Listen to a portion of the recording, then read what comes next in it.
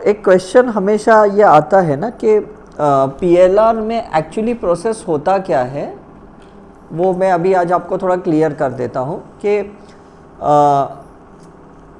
कहते हैं ना कि मेडिकल साइंस में कि हर बैक्टीरिया वायरस का ना एक पर्टिकुलर मेडिसिन्स होते हैं, है ना। जैसे हम कहते हैं इसको ये एंटीबायोटिक लगेगी, इसको ये एंटीवायरल लगेगी। जैसे अभी कोविड भी आया तो उसके लिए स्पेसिफिक एक वैक्सीनेशन बना, तब जाके मतलब ये कुछ थोड़ा कम हो गया करके। तो हमें पीएलआर में भी क्या है ना, दो चीज़ का बहुत ख्याल रखना है। पहला है type of energy and type of consciousness. ये दो चीज़ है जिससे हमारा परफेक्ट पीएलआर हो सकता है।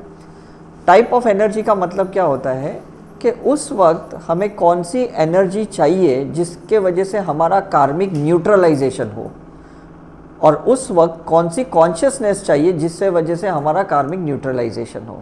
Is right. तो काफ़ी बार लोग ये बोलते हैं ना, मैं इतने साल से भक्ति कर रहा हूँ, मुझे अभी भी रिजल्ट क्यों नहीं मिला। मैं इतने साल से गुरु को फॉलो कर रहा हूँ, मुझे अभी भी रिजल्ट क्यों नहीं मिला। मैं इतने साल से ये मंत्र चैंटिंग कर रहा हूँ, अभी भी मुझे रिजल्ट क्यों नहीं मिला। मतलब मैं इतने साल से कोई एक प्रोसीजर कर रहा हूँ, उसमें मुझे रिजल्ट क्यों नहीं मिला। बहुत रेयरली कोई स्पिरिचुअल बंदा है जो उसको स्पेसिफिकली एक्नॉलेज कर पाता है कि ये जो कर रहा है ना, this is not it's cup of T, मतलब ये इसकी एक्चुअली मेडिसिन नहीं है। बहुत लोगों को कम पता रहता है। जैसे जो जनरल मेडिसिन डॉक्टर होते हैं ना, फिजिशियंस होते हैं ना, हम जब उनके पास जाएंगे, हम बोलेंगे हमको कफ कोल्ड हुआ, इन्फेक्शन हुआ, तो वो लोग हमें एक जनरल मेडिसिन दे देते हैं। ये मॉक्स ले लो, एरिथ्रोमाइसिन ले लो, है ना, एरिथ्रोसिन ले लो, ये जनरल मेडिसिन दे देते। 5-10 दिन हम दवाई लेते, हमको फ़र्क नहीं पड़ता, हम स्पेशलिस्ट के पास जाते हैं, एमडी के पास जाते हैं। एमडी क्या करता है, आपका ब्लड टेस्ट करके या आपका कल्चरल टेस्ट करता है ना, कल्चरल एंड सेंसिटिविटी टेस्ट करते हैं। उनको पता चलता है कि ये इन्फेक्शन है और इसको ये मेडिसिन सूट होगी, इसको +4 है, इसको +5 है, कुछ एंटीबायोटिक को +1 है, +2 है, तो वो आपको सूट नहीं होएगा करके, राइट। तो वो जो +5 वाला मेडिसिन होता है ना, वो प्रिस्क्राइब करते हैं, हम खाते हैं और हम ठीक हो जाते हैं। हमको लगता है देखो ये डॉक्टर सही काम का है। एक्चुअली डॉक्टर ने काम नहीं किया, डॉक्टर ने स्पेसिफिक मेडिसिन दिया, वो काम कर गया। Is it right. तो हम भी कैसा है, जब भी पास्ट लाइफ रिग्रेशन करते हैं, जितने भी हमारी ये अलग अलग जो सेंसिटिव सब्जेक्ट्स हैं, फॉर एग्जांपल ये जितने भी हमारे कार्मिक रिफ्लेक्टर्स है, अलग अलग जो इमोशंस है, एंगर है या इरिटेशन है, जेलसी है, ईगो है, जो भी पर्टिकुलर है, उस पर्टिकुलर इमोशंस के लिए या पर्टिकुलर नेगेटिव थॉट्स के लिए ना हमें पर्टिकुलर एनर्जी क्रिएट करनी पड़ती है। और वो अगर एनर्जी उसको मिल गई तो वो उसको न्यूट्रलाइज करता है, और पर्टिकुलर वो कॉन्शियसनेस भी मिलनी चाहिए। अब एनर्जी कहाँ से आएगी, हमारी कुंडलिनी से आती है, हमारे थॉट प्रोसेस से आती है, हमारे मंत्र से आती है एनर्जीज। ये चीज़ ध्यान में रखना। Is it right. कॉन्शियसनेस कहाँ से आती है, सिंबल से आती है, इन्वोकेशन से आती है। कि कभी आपने पर्टिकुलर एंजल को इन्वोक किया, कभी पर्टिकुलर हनुमान जी को इन्वोक किया, पर्टिकुलर अपने राम को इन्वोक किया, पर्टिकुलर अपने जीसस को इन्वोक किया, तो वो पर्टिकुलर कॉन्शियसनेस है, वो उस कर्मा को न्यूट्रलाइज कर सकती है। तो हम लोग इंडिया में बहुत फ्लुएंटली बोलते हैं 33 करोड़ देवी देवता। 33 करोड़ देवी देवता का कोई फिजिकल फॉर्म नहीं है, 33 करोड़ कॉन्शियसनेस है। Is it right. मतलब एक लाइट में अगर 7 विबग्य और रेनबो होता है ना, 7 कलर का इंद्रधनुष होता है एक लाइट में, वाइट लाइट में, प्रिज्म में जाने के बाद, तो इसी तरह से गॉड की जो एक लाइट आती है ना, उसके 33 करोड़ कॉन्शियसनेस डिवाइड हो जाते हैं। और हमें जितने जन्म मिलते हैं, जितनी अलग अलग लाइफ मिलती है, हमें अलग अलग कॉन्शियसनेस का और एनर्जी का परमिटेशन कॉम्बिनेशन करना पड़ता है। This is purpose. मतलब मैंने एक कॉन्शियसनेस ली किसी की और उसकी अलग अलग एनर्जीज को यूज़ किया। अब मैं आपको एग्जांपल बताता हूँ। कुछ लोग है ना कृष्ण के बाल स्वरूप को मानते, है ना, कान्हा को मानते, छोटे बाल कृष्ण को मानते। कुछ लोग राधा कृष्ण को मानते, कुछ लोग कृष्ण के एडल्ट फॉर्म को मानते जो महाभारत में कुरुक्षेत्र में थे। Is it right. मतलब कुछ लोग कृष्ण के नटखट क्वालिटी को मानते हैं, माखन चोर वाले को मानते हैं। तो ये जो अलग अलग कॉन्शियसनेस कृष्ण की है ना, ऐसे कितनी तो शिवा की भी है, अलग अलग है। कितनी तो जैन गॉड की भी है। अगर आप देखोगे जैन गॉड में दिगंबर है, श्वेतांबर है, हम देखते अलग अलग है। अगर किसी को पता होगा तो 24 तीर्थंकर में से एक पार्श्वनाथ करके गॉड है जैन में। उस पार्श्वनाथ की 108 कॉन्शियसनेस है, इज इट राइट? तो हम जब ये 108 की मंत्र चैंटिंग करते हैं ना, जब भी कोई माला की जप करते हैं, तो जब हम पूरा ध्यान से 108 की करते हैं ना, तो उस गॉड गॉडेस की कॉन्शियसनेस से कनेक्ट होते हैं। Is it clear? अब समझ में आ रहा है? तो जब पूरा 108 होगा, मतलब 1 + 8 it is 9, 9 is a manifestation, is it right? तो 1 इज सूर्य, 8 इज सैटर्न। जब दोनों मिलते हैं ना तो मास क्रिएट होता है, मंगल क्रिएट होता है, और मंगल हमारे रूट चक्र को पास्ट लाइफ से क्लियरेंस करता है। तो कोई भी हम 108 की चैंट करने के बाद फिर एक्चुअल उनसे कनेक्ट होते हैं, और फिर जो भी विश करेंगे वो मैनिफेस्टेशन होता है। अब समझ में आया ये क्यों ये क्लियर करते हैं हम लोग 108 की? 27 माला की जो बीट होती है ना, जैसे हम लोग ये ब्रेसलेट पहनते हैं 27 माला की, इज इट राइट? उससे एनर्जी का कनेक्शन होता है, उससे कॉन्शियसनेस का नहीं होता है। Again 27 is 9, is it right? It's a partial manifestation, not a complete manifestation. 108 is a complete manifestation, right? तो काफ़ी बार हमें अलग अलग PLR के प्रोसीजर्स करने पड़ते हैं। मतलब पर्टिकुलर ये एंगर के लिए अलग है, ये फियर के लिए अलग है, ये इनसिक्योरिटी के लिए अलग है। हमें इसलिए कभी कभी अगर दिखता है ऑरा में कि ये प्रेजेंट लाइफ से ही क्रिएटेड है, तो प्रेजेंट लाइफ रिग्रेशन से ही ठीक होगा। अगर ये पास्ट लाइफ से है तो पास्ट लाइफ रिग्रेशन से ही ठीक होगा। अगर ये एंसेस्ट्रल से है तो वो रिग्रेशन से ही ठीक होगा।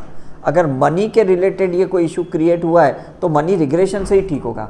हम बोलते हैं ना, इसको पैसों का बहुत टेंशन आ गया, स्ट्रेस आ गया, उसके बाद में इसको डायबिटीज़ हुआ, इज इट राइट? तो फिर हम मनी रिग्रेशन करेंगे तो उसका डायबिटीज़ निकल जाएगा। तो ये कितनी स्पेसिफिक साइंस है, चाहे पास्ट लाइफ रिग्रेशन है या ये इमोशंस है, थॉट्स है, और उसी कनेक्टेड पर्टिकुलर एनर्जी। तो जब भी हम रिग्रेशन करते हैं ना, तो धीरे धीरे रिलैक्स होने के बाद जब हम उनको पास्ट में लेके जाते हैं ना, तो कोई एक जगह पे ना उसकी कुंडलिनी ऊपर आती है, और उस ऊपर आने के बाद उसकी मेमोरी पॉपअप होती है, सरफेस पे आती है, फिर उसको हम हील करते हैं, फिर उस कुंडलिनी को हम ट्रैंक्विलाइज डॉर्मेंट करके वापस नीचे भेज देते हैं। ये प्रोसेस नॉर्मली हम करते हैं, और लोगों को पता नहीं है। कि लोगों को लगता है पास्ट लाइफ रिग्रेशन मतलब लेटाना, सिर्फ एफर्मेशन देना, बात करना और ख़त्म हो गया। It's not that way. जो थेरेपिस्ट होता है ना, उसको सेंस होता है कि अभी उसकी कुंडलिनी मणिपुर पे आई तो अब उसका वूम रिग्रेशन परफेक्ट काम करेगा, अब उसकी कुंडलिनी सैक्रल चक्र पे आई तो प्रेजेंट लाइफ रिग्रेशन परफेक्टली काम करेगा। Is it clear? रावण की जो कॉन्शियसनेस थी ना, यहाँ पे आ गई थी, इसलिए इसको ईगो यहाँ पे आ गई थी। कॉन्शियसनेस तो ठीक है नॉर्मली आती है, लेकिन एनर्जी यहाँ पे आ गई थी रावण की। एनर्जी यहाँ कभी नहीं आनी चाहिए। एनर्जी मणिपुर चक्र के ऊपर कभी नहीं आनी चाहिए किसी भी इंसान की। उसके ऊपर अगर आती है तो धीरे धीरे ईगो चढ़ जाता है। इसलिए हम क्या करते हैं, हम हीलर बना देते हैं, हम हार्ट चक्र ओपन करते हैं। जैसे मणिपुर चक्र से एनर्जी ऊपर आई, हार्ट चक्र के खुलने के वजह से वो एनर्जी चली जाती है। किसी जो हम मास हीलिंग करते हैं, मास प्रेयर करते हैं, ग्राउंडिंग करते हैं, पेड़ को हक करते हैं, क्रिस्टल हाथ में पकड़ के उसको ग्राउंडिंग करते हैं, तो क्या होता है, कभी भी एनर्जी ऊपर नहीं आएगी, आपकी हार्ट चक्र के नीचे ही रहेगी। Is it clear? कोई भी एनर्जी अगर ऊपर आती है तो उसका कोई ना कोई कार्मिक एक्टिवेशन हो जाता है, कार्मिक सरफेस पे आता है। किसी का कम्युनिकेशन का कार्मिक बाहर आ जाता है, किसी का हेट्रेड रिवेंज बाहर आ जाता है, किसी की डिवेल पर्सनालिटी सिजोफ्रेनिक पर्सनालिटी बाहर आ जाती है, किसी का डिप्रेशन वापस रीएक्टिवेशन होता है। तो इसलिए हमें क्या है ना, ध्यान में रखने का कि एनर्जी को ऊपर आने नहीं देने का। Is it right? तो ऐसे में जब भी आप रिग्रेशन करेंगे ना, तो कोशिश करना कि नीचे के 3 चक्र पे आप ज़्यादा हीलिंग करो ताकि वो एनर्जी ऊपर ना आए। और करुणा हीलिंग के जो सिंबल्स है, जो नॉर्मली डेल्टा लेवल के, उसमें प्योर कॉन्शियसनेस है, इसलिए हम पास्ट लाइफ रिग्रेशन में करुणा हीलिंग के सिंबल्स ज़्यादा यूज़ करते हैं। रेकी के सिंबल्स या प्राणिक हीलिंग है या थीटा हीलिंग है, ये सब एनर्जी लेवल पे, ये कॉन्शियसनेस लेवल कभी नहीं बढ़ाती है। प्राणिक हीलिंग भी कॉन्शियसनेस नहीं बढ़ाएगी, रेकी भी कभी नहीं बढ़ाएगी, साइकिक सर्जरी भी कॉन्शियसनेस नहीं बढ़ाएगी, लेकिन करुणा हीलिंग का जो डेल्टा सिंबल्स है ना, वो कॉन्शियसनेस बढ़ाती है, चेतना बढ़ाती है हमारी। तो हमें क्या है ना, अलग अलग गॉड गॉडेसेस को अगर हमने इन्वोक किया तो डेफिनेटली कोई ना कोई कॉन्शियसनेस उसको काम में आ जाती है। इसलिए डॉक्टर काफ़ी बार है ना 4-5 गोलियां आपको एक साथ दे देते हैं, सोचते कोई तो काम आ जाएगी इसमें से। आपने देखा है, हम बोलेंगे अरे मुझे एक टैबलेट बताओ जो मुझे खानी है, वो बोलता है नहीं ये 4-5 खानी पड़ेगी, तो कोई ना कोई उसमें से काम आ जाती है करके। तो रिग्रेशन में भी कैसा है, इन्वोकेशन जो हम करते हैं वो कॉन्शियसनेस है, और कुंडलिनी को जो ऊपर करते हैं वो एनर्जी है। समझ में आ रहा है? अब कैसा है, किसी की आईज में मेमोरी है, तो जब तक कुंडलिनी ऊपर नहीं आती और आईज को वो एनर्जी नहीं मिलती है तो वो अच्छे से देख भी नहीं पाएगा कि एक्चुअली मेरा पास्ट में क्या इश्यू है। तो एनर्जी को ऊपर लेके आनी पड़ती है ना। वो इसलिए वो साइंस है ना कि जहाँ एनर्जी जाएगी, जहाँ फोकस करेंगे ना, वहाँ मैनिफेस्टेशन होता है।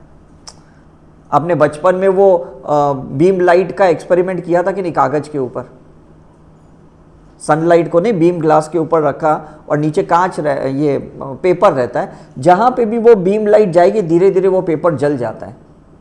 आपने किया था कि नहीं वो एक्सपेरिमेंट?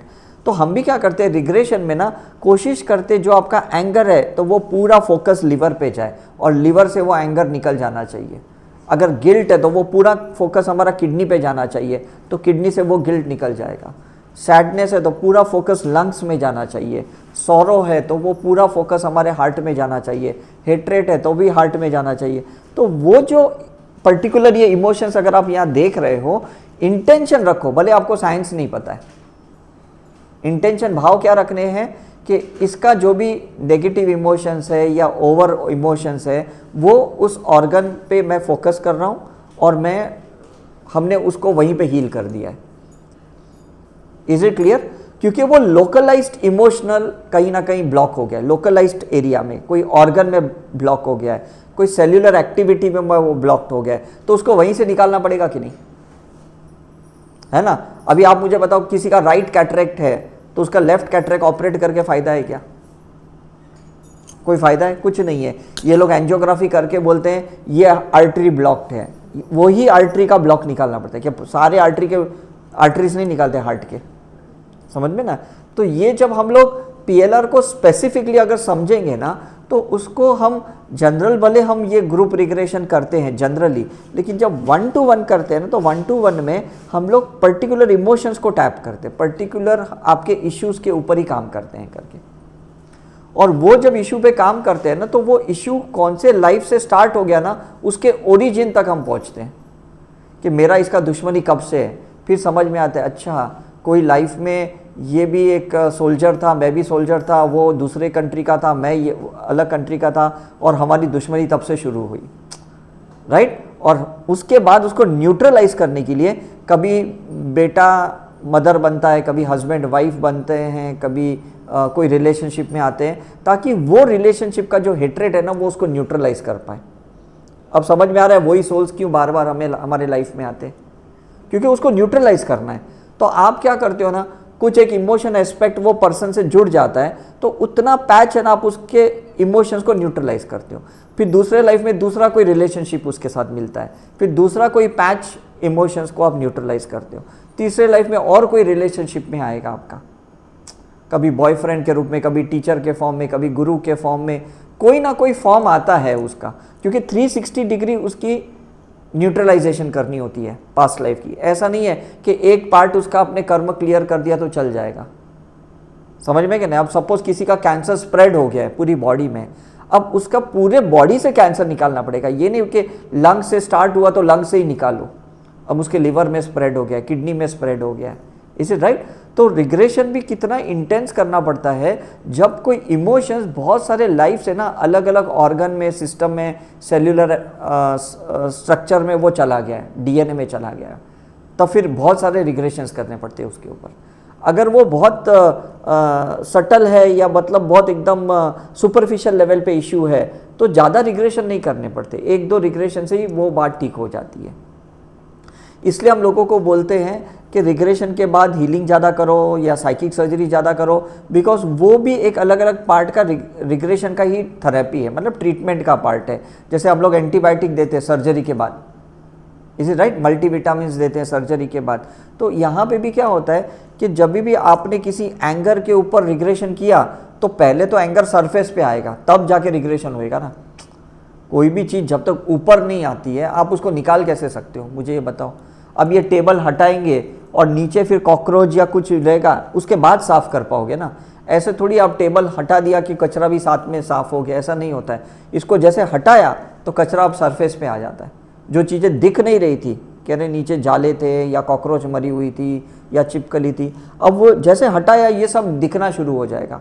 तो उसको एनिमल इंस्टिंक्ट दिखेंगे, उसके अपने जो भी कैसे कहते हैं साइकोलॉजिकल डिसऑर्डर जो भी चीज़ें रहती वो अब दिखना शुरू हो जाएगा। तो वो रिएक्ट करता है, पास्ट लाइफ रिग्रेशन के टाइम पे वो रिएक्ट करता है, ऐसे करके रिएक्ट करना शुरू कर देता है, बिकॉज उसके मसल्स सब एक्शन में आ जाते हैं इमोशंस की वजह से, है ना। पहले तो वो रिलैक्स था, आंसू आ जाते हैं, यॉर्निंग आ जाती है, स्वेटिंग आ जाती है, मतलब कुछ ना कुछ उस बॉडी रिएक्ट करता है उसका। किसी को बहुत ठंडी लगना शुरू हो जाती है, किसी को बहुत गर्मी लगना शुरू हो जाती है। क्यों? क्योंकि कौन सी नाड़ी से कनेक्टेड है ना, डिपेंड्स ऑन वो बॉडी रिएक्ट करेगा। अगर उसकी ठंडी नाड़ी से वो इश्यू कनेक्टेड है तो उसको बहुत ठंडी लगेगी। अगर वो उसका सूर्य नाड़ी से कनेक्टेड है वो कार्मिक इश्यू को, तो बहुत गर्मी लगेगी, बोलेगी यार एसी करो, कुछ तो करो, पंखा करो मुझे। अब समझ में आ रहा है? मतलब आपके जो 5 सेंसेशंस है वो एक्चुअली एक्टिवेट हो जाते हैं पास्ट लाइफ रिग्रेशन में, क्योंकि जब तक वो 5 सेंसेशंस एक्टिवेट नहीं होते ना, वो आदमी एक्सप्रेस कैसे करेगा? मुझे बताओ कि मुझे ठंडा लग रहा है, गर्म लग रहा है, मुझे बहुत गुस्सा आ रहा है, मुझे बहुत चिढ़ आ रही है, इज इट राइट? मुझे वो चीज़ें क्लियरली दिख रही है, बहुत गलत हो रहा है मेरे सामने। मतलब उसके सेंसेशंस को एक्टिव करना है, माइंड को ट्रैंक्विलाइज करना है, बॉडी को ट्रैंक्विलाइज करना है, लेकिन ब्रेन को एक्टिवेट करना है पास्ट लाइफ रिग्रेशन में। ब्रेन को एक्टिवेट मतलब ब्रेन के 5 सेंसेशंस को एक्टिवेट करना है, क्योंकि जैसे इमोशंस पॉपअप होते हैं आप उसको ट्रैंक्विलाइज करते हो, जैसे थॉट आते हैं उस थॉट को ट्रैंक्विलाइज करते हो, विचार को ट्रैंक्विलाइज करते हो, कम कर देते हो, लेकिन एट अ सेम टाइम उसके सेंसेशंस को आप एक्टिवेट करते हो। तो बार बार क्या क्वेश्चन पूछते हो रिग्रेशन में? तुम्हें क्या फील हो रहा है, तुम्हें क्या दिख रहा है, इज इट राइट? तुम्हें कोई सुनाई दे रहा है? अब समझ में आ रहा है रिग्रेशन में किस चीज को ट्रैंक्विलाइज करते हैं? किसको शांत किसको करते हैं हम? हाँ, माइंड को शांत करते हैं, शरीर को शांत करते हैं, बॉडी को शांत करते हैं। एक्टिवेट किसको करते हैं? ब्रेन के सेंसेशंस को। समझ में? क्योंकि सेंसेशंस ही है जो प्योर ब्रेन से कनेक्टेड है, मतलब जो सिग्नल्स देता है कि भाई मुझे गुस्सा आ रहा है और मुझे ना हाथ में बहुत दर्द दे रहा है, मुझे बहुत है ना कमर में दर्द दे रहा है, मतलब ये जो पेन का एक्सप्रेशन है ये सेंसेशंस के थ्रू ही आता है करके। Is it clear? और जैसे हम हील करते हैं, सिंबल्स डालते हैं, एफर्मेशंस डालते हैं, वो एनर्जी के वजह से वो ट्रैंक्विलाइज हो जाता है, वो कम हो जाता है, डाइल्यूट हो जाता है। लेकिन अगर उसको पर्टिकुलर कॉन्शियसनेस मिल गई तो वो पूरा डाइल्यूट हो जाएगा, पूरा डिलीट हो जाएगा हमेशा के लिए। तो कुछ हद तक एनर्जी उसको हेल्प करती है और बाकी का टाइम पे उसका कॉन्शियसनेस उसको हेल्प करती है। तो काफ़ी बार हम बोलते हैं ना, अरे ये तुम्हारी फाइल ओपन नहीं हो रही क्योंकि इसमें ये सॉफ्टवेयर नहीं है, ये सॉफ्टवेयर डालोगे तो ये फाइल ओपन हो जाएगी। Is it right? ये ऐप्स आपको इंस्टॉल करना पड़ेगा, ये ऐप्स इंस्टॉल करोगे तो आप इसका प्रोग्राम रन कर पाओगे। Is it right? तो ये पर्टिकुलर जो ऐप्स है ये हमारे रिग्रेशन में पर्टिकुलर मंत्र होते हैं, पर्टिकुलर एफर्मेशन होते हैं, पर्टिकुलर सिंबल्स होते हैं, और वही डालने से ना वो चीज़ें क्लियर होती है। समझ में है कि नहीं? अदरवाइज क्या होता है ना, आप कुछ भी करो वो आदमी उस टाइम के लिए थोड़ा पॉजिटिव हो जाएगा, लेकिन उसके इश्यू वैसे ही रह जाएंगे। उसको लगेगा हाँ अच्छा लग रहा है, अच्छा लग रहा है, मुझे अच्छा लग रहा है, लेकिन क्या इश्यू सॉल्व हुआ कि नहीं, ये इंपॉर्टेंट है। और ये मेडिकल सर्जरी के जैसे नहीं है कि आपने एक टाइम पे उसका फाइब्रॉइड निकाल दिया, स्टोन निकाल दिया, सिस्ट निकाल दिया, वो ठीक हो गया, ऐसा नहीं होता है। उसमें एक एक पिलिंग करनी पड़ती है, एक एक layer by layer, layer by layer, layer by layer peeling करनी पड़ती है। Is right? कुछ टेक्निक्स के थ्रू करनी पड़ती है और कुछ मेडिटेटिव वे से करनी पड़ती है, मतलब अलग अलग तरीके इस्तेमाल करने पड़ते हैं। हम लोग क्या करते हैं, ज़्यादा ऑरा की हेल्प लेते हैं, ज़्यादा हम लोग कलर्स की हेल्प लेते हैं, क्योंकि हमें पता है कि जो 7 लेयर्स ऑफ द ऑरा होता है, उस 7 लेयर्स ऑफ द ऑरा में कहीं ना कहीं ये इमोशन स्टक्स है, कहीं ना कहीं ट्रॉमा स्टक है। तो उसी लेयर से अगर आप ओपन करते हो कि मेंटल ऑरा ओपन करो, इमोशनल ऑरा ओपन करो, फिजिकल ऑरा ओपन करो, एथरिक ऑरा ओपन करो, है ना, कैजुअल बॉडी ओपन करो, ये जब आप बॉडी को ओपन करते हो जो एनर्जी फॉर्म में है, तब जाके आप उसको क्लियर कर सकते हो। राइट? जैसा मेडिकल में बोलते ना, ये ब्लड में से कोलेस्ट्रॉल चेक करो, ये ब्लड में से शुगर चेक करो, ये ब्लड में से क्रिएटिनिन चेक करो। ब्लड वही होता है, लेकिन उसके अंदर की जांच टेस्टिंग अलग अलग होती है करके। तो ऑरा वही है, लेकिन उस ऑरा के अलग अलग लेयर्स में हमको जाके वो एंगर को निकालना पड़ता है, गिल्ट को निकालना पड़ता है, समझ में। तो आपको सेंसिटिव बॉडी का और ऑरा का दोनों होना चाहिए पास्ट लाइफ रिग्रेशन में। किस दो चीज का होना चाहिए? Sensitive about your body, because तो ही आप है ना फील कर पाओगे, हाँ मुझे कुछ फील हो रहा है, मुझे कुछ विजुअलाइज हो रहा है। ये बॉडी का सेंसिटाइजेशन है, सेंसेशंस है। At the same time aura का सेंसिटाइजेशन चाहिए कि मुझे लग रहा है कि कुछ तो एक एनर्जी मुझे अटैक कर रही है, कुछ तो मुझे रिलीज हुआ, कुछ तो मेरा ब्लॉक निकला। ये एनर्जी का सेंसेशन है, सेंसिटिविटी है। Is it clear? तो जो हीलर होता है ना, वो हीलर बहुत सेंसिटिव होता है। इसलिए रिग्रेशन के पहले थेरेपिस्ट भी अच्छा हीलर होना चाहिए और अपना क्लाइंट भी अच्छा हीलर होना चाहिए। दोनों अगर अच्छे हीलर रहे ना, तो दोनों क्या करते हैं ना, 7th layer of the aura में ना दोनों एक हो जाते, मतलब स्पिरिचुअल लेयर पे दोनों एक हो जाते, और फिर वो एस्ट्रली साथ में ट्रेवल करते, क्योंकि दोनों हीलर है ना। दोनों का 7th layer, the outer most aura का लेयर बहुत पावरफुल है करके। अब समझो अगर वो जो थेरेपिस्ट है वो कहीं 5th या 6th या अंदर के लेयर से कनेक्ट हो गया, तो कहीं ना कहीं वो भी पेन फील करेगा, उसको भी कहीं ना कहीं लगेगा कि यार मेरे भी आंसू निकल रहे हैं, वो भी रो रहा है, मैं भी रो रहा हूँ, उसको दर्द हो रहा है, हैवी हो रहा है, मुझे भी हैवी हो रहा है, बिकॉज आप अंदर के ऑरा में घुस गए। आपको सिर्फ 7th ऑरा से कनेक्ट होना है, उसके अंदर के 6 ऑरा में बिल्कुल कनेक्ट नहीं होना है। Is it clear? तो बीच बीच में ना हम कॉर्ड कट कर सकते, हम इंटेंशन डाल सकते कि अगर मैं गलती से भी कोई अलग ऑरा से कनेक्ट हो गया ना तो कट कर सकते। जैसे मेडिकल सर्जन होता है ना, वो पेशेंट्स के इमोशन से कनेक्ट नहीं होता है, अदरवाइज उसके हाथ नहीं चलते, वो सर्जरी नहीं कर पाता है ना। वो सिर्फ कनेक्टेड कैसा है कि इसको डिजीज़ है, इसको ये ट्यूमर है और मुझे ये ट्यूमर, ये गांठ निकालनी है, मुझे इसको कोई लेना है। ऐसा नहीं अरे इसको कितना पेन होएगा, इसका मैं कट कर रहा हूँ, इसका कितना ब्लड जा रहा है, कितना ऊजिंग हो रहा है, ये वो दिमाग में नहीं लाता है। उसको एंजाइटी नहीं होती, उसको कोई पैनिक अटैक्स नहीं होता है सर्जन को, क्योंकि वो सिर्फ मैकेनिकली उसकी सर्जरी करता है। Is it right? सो उसको कोई प्रॉब्लम नहीं होता है। लेकिन स्पिरिचुअलिटी में क्या होता है ना, आदमी थेरेपिस्ट भी काफ़ी बार इमोशनल होता है। क्यों? क्योंकि दोनों के कभी कभी कार्मिक ना सेम पैटर्न्स होते हैं, है ना। जैसे कल आपने एक्सपीरियंस किया, सेम पैटर्न होते हैं, तो हम फील कर पाते हैं अरे यार ये तो मेरा ही पैटर्न है, ये तो कर भरे हम उसका रहे हैं, लेकिन ये मेरा पैटर्न है। तो कहीं ना कहीं हम भी इमोशनल हो जाते हैं उसके लिए। तो ये मैं आपको इसलिए बता रहा हूँ बिकॉज अभी आप बेसिक थेरेपी का कर रहे हो, मे बी जब फ्यूचर में आप एडवांस थेरेपी का करोगे तो आपको समझ में आना चाहिए कि उस ये गैप में, आज के रिट्रीट में और फ्यूचर के रिट्रीट के बीच में ना बहुत अच्छे हीलर बन जाओ। वो सारे आपके कार्मिक को हील करोगे ना, तो अगर आपको कोई कॉमन पैटर्न दिख भी जाएगी ना, लेकिन वो हील्ड होगा ना पहले से, तो अफेक्ट नहीं होगा। और अगर हील नहीं होगा तो दोनों के सरफेस पे आएंगे प्रॉब्लम, दोनों के इश्यू साथ साथ में चलेंगे। Is it clear? तो सिर्फ आपको क्लाइंट को एलिजिबल नहीं करना है, थेरेपिस्ट को भी एलिजिबल होना पड़ेगा। इसलिए हमने बहुत साल तक ना थेरेपिस्ट बनाए नहीं हमारे साई करुणा मिशन में, करीबन 12-15 साल तो हमने किसी को नहीं बनाया, बस उनको ऐसे ही चलने दे रहे थे। जब हमें लगा कि हमारी टीम मेंबर अब अच्छी हीलर हो गई है, तब हमने उनको अच्छे से थेरेपिस्ट बनाया। समझ में आ रहा है कि नहीं? और हम कोशिश क्या करते हैं कि दोनों अगर उस टाइम पे हीलिंग करेंगे, अपना क्लाइंट भी करेगा और थेरेपिस्ट भी करेगा, तो वो जल्दी उसको रिजल्ट मिलेगा, है ना। क्लाइंट की अपनी एक कॉन्शियसनेस है और थेरेपिस्ट की अपनी एक कॉन्शियसनेस है। क्लाइंट अपने गॉड गॉडेसेस को, एंजल्स को इन्वोक करता है, थेरेपिस्ट अपना किसी को जिनको मानता है उनको इन्वोक कर रहा है। तो ये दोनों का फ्रूटफुल हो जाता है, मतलब दोनों की कहीं ना कहीं चेतना काम में आती है, दोनों की एनर्जी एक दूसरे को काम में आ जाती है। Is it right? उस टाइम पे अगर आप सोचो कि मास हीलिंग होती है या बहुत सारे लोग प्रे करते हैं, बहुत सारे लोग उसको हीलिंग करते हैं, तो रिग्रेशन कितना फास्ट हो जाता है।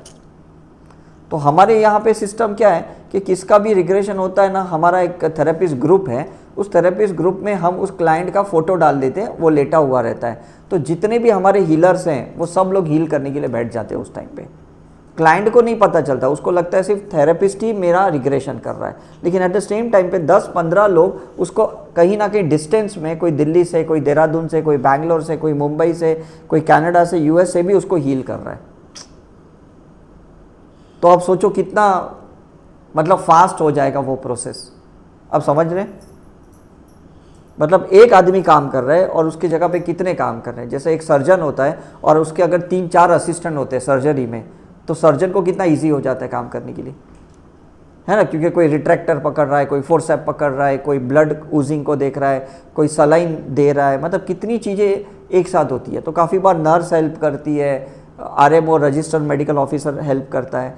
तो इसी तरह से हमें भी पीएलआर में ये ध्यान में रखना है कि या तो हम उस टाइम पे अपने फैमिली मेम्बर्स को बोल सकते हैं कि मेरा ये प्रोसेस हो रहा है ये टाइम पे, उस टाइम पे प्लीज़ मेरे लिए प्रे करना। हम अपने फैमिली मेम्बर को इन्वॉल्व कर सकते हैं। और अगर आपको नहीं डिस्क्लोज करना है तो उनको इन्वोक कर सकते हैं कि मैं उनकी परमिशन से, उनकी ब्लेसिंग से आज मैं ये प्रोसेस कर रही हूँ। ये समझ में आ रहा है आपको? मतलब जो भी कनेक्टेड सोल्स है, चाहे वो बायोलॉजिकल फैमिली है या पास्ट लाइफ की आपकी सोल कनेक्शंस है, सबको इन्वोक करना है। बिकॉज कहीं ना कहीं वो अलाउ करेंगे तो ये एंगर रिलीज कर पाओगे कि नहीं। समझ में? अभी आपको पानी का प्यास लगा है और आप किसी दुकान में जाके बोलते हो कि भाई मुझे पानी की बोतल चाहिए, अगर वो बेचने को ही तैयार नहीं है तो आप खरीदोगे क्या? वो बोलेगा मुझे नहीं बेचना है। तो पहले तो आप उसे परमिशन लोगे, प्लीज़ आप सेल तो करो, मैं पे करने के लिए तैयार हूँ। Is it right? तो आपको भी वो सारे कनेक्टेड सोल से परमिशन लेनी पड़ेगी कि प्लीज़ आप रिलीज होने के लिए तैयार हो जाओ।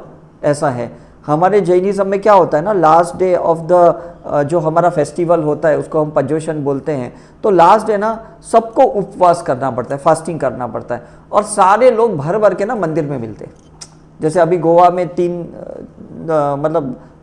दिन पहले हम लोग, 2 दिन पहले जब हम गए थे टेम्पल में, कितना क्राउड क्रिएट था, जीएसबी का था या गोवा की पब्लिक का था। तो ऐसे टाइम पे ये जो सत्संग्स होते हैं या ऐसे टाइम पे जो क्राउड क्रिएट होती है ना, तो रिग्रेशन बहुत इजी हो जाता है। बिकॉज सबके वाइब्रेशंस काम आते, सब लोग अपना हार्ट चक्र खोल देते टेम्पल में, चर्च में, जहाँ पे भी जाते। जैसे आज संडे है तो संडे में सुबह हम गए चर्च में, तो इतने लोग थे चर्च में, सब लोग मास प्रेयर कर रहे थे, सब लोग फॉरगिवनेस सीख कर रहे थे। तो आप सोचो कितना इजी हो जाता है ऐसे टाइम पे। तो रिग्रेशन सिर्फ ये नहीं होता कि आप लेटा है, प्रोसेस किया, वो रिग्रेशन नहीं होता है। एवरी मोमेंट पे रिग्रेशन होता है। एवरी मोमेंट पे आपने एक टैक्सी को हायर किया, टैक्सी को आपने पे किया, आपका रिग्रेशन हो गया। उसको थैंक यू बोला, आपका रिग्रेशन हो गया। आपको वेटर ने सर्व किया, आपने उसको थैंक यू बोला, उसको एक कोई टिप दे दिया, वो भी रिग्रेशन हो गया। मतलब ये सोचो कि 24/7 ये प्रोसेस हो सकता है अगर आप अवेयर हो तो। क्योंकि हर सोल के साथ ना आपका अकाउंट सेटलमेंट करने के लिए कुछ वो बंदा आपकी लाइफ में आया है। वो दूध वाला है या सुबह कचरा लेने वाला है आपका सोसाइटी में। मतलब हर आदमी का कंट्रीब्यूशन परफेक्ट है, लेकिन आपका भी कंट्रीब्यूशन परफेक्ट होना चाहिए उस टाइम पे। You can not take for granted. ठीक है कि नहीं? क्योंकि अगर आपके बिहेवियर पैटर्न में, आपके नेचर में, आपके कैरेक्टर में ये रिग्रेशन का पार्ट आया ही नहीं, तो ये ऐसा हो जाएगा ना, बस ट्रीटमेंट करने के लिए कर रहे हो। जैसे लोग कैसे करते हैं, डायबिटीज़ की गोली खाने के टाइम पे सोचते हैं हाँ मेरा डायबिटीज़ कंट्रोल होना चाहिए, बाकी के टाइम पे कुछ भी खाते पीते हैं, कुछ भी लाइफ स्टाइल जीते हैं, उनको कोई लेना देना है, बस मैंने गोली खा लिया ना मेरा काम खत्म हो गया। ऐसा नहीं होना चाहिए। 24/7 वो अवेयरनेस रहना चाहिए कि मैं कहीं नए कर्म तो नहीं बांध रहा हूँ, और पुराने कर्म को तो मैंने इस टाइम पे सेटल तो नहीं किया, सॉल्व तो नहीं किया, डिजॉल्व तो किया कि नहीं मैंने। ये चीज़ बहुत इंपॉर्टेंट है करके। Is it clear? मतलब आप ये छोटी छोटी चीज़ में जहाँ कुछ करते हो ना गड़बड़, वो चीज़ भी कहीं ना रिग्रेशन का एक पार्ट हो जाता है करके। मतलब किसी को आपको 50 रुपये देने और आप उसको 40 रुपये दे के आ गए, तो 10 रुपये का आपका जो मनी रिग्रेशन करना पड़ेगा आपको। तो बेटर क्या है, जहाँ पे जो चीज़ देनी है दे दो, ख़त्म कर दो। वहाँ पे लोग है ना मंदिरों में जाके घंटियाँ बांधते हैं, मतलब धागे बांधते हैं कि मेरी ये मन्नत पूरी हो तो मैं यहाँ आऊँगी, फिर जाते ही नहीं, भूल ही जाते हैं। तो वो भी एक रिग्रेशन का पार्ट होता है। तो हम रिग्रेशन में ये बोलते हैं कि मैंने जितने कस्में खाएं, जितने मैंने मतलब गॉड के सामने या लोगों के सामने जो भी प्रोमिसेस दिए ना, वोव्स दिए हैं, ये सब आज मैं हील करने के लिए तैयार हूँ, सब कॉर्ड कट करने के लिए तैयार हूँ। Is it clear? समझ में कि नहीं? मतलब ये जो अमाउंट जो भी आप पे करते हो ना रिग्रेशन का, ये अमाउंट जो भी आप देते हो, वो अमाउंट उसका एक प्रूफ है कि आप उस कर्म को न्यूट्रलाइज करने के लिए तैयार हो। फॉर एग्जाम्पल कोई बोलता है मेरा ये इच्छा पूरा होगा तो मैं 11 रुपया मंदिर में डालूंगा, तो मतलब वो रिग्रेशन हो गया कि मेरा ये इच्छा पूरा हुआ और मैंने 11 रुपये डाल दिए तो मेरा कर्म न्यूट्रलाइज्ड हो गया। Is it right? वो भूलना नहीं है, लोग भूल जाते बाद में। लोग बोलते हैं बच्चे होंगे तो मैं वहाँ जाके इतने लड्डू चढ़ाऊंगा, फिर बच्चे हो जाते हैं और लोग जाते ही नहीं, तो बच्चा हमेशा बीमारी रहता है, बीमारी रहता है, बीमारी रहता है। फिर कोई इंट्यूटिवली बोलता है भाई तुमने वहाँ पे एक मन्नत मांगी थी बच्चे के लिए, तुमने पूरी नहीं की, जाके पूरी करके आओ। हम तो भूल जाते हैं कि ना कैजुअली इतने जगहों पे जाते हैं। Is it right?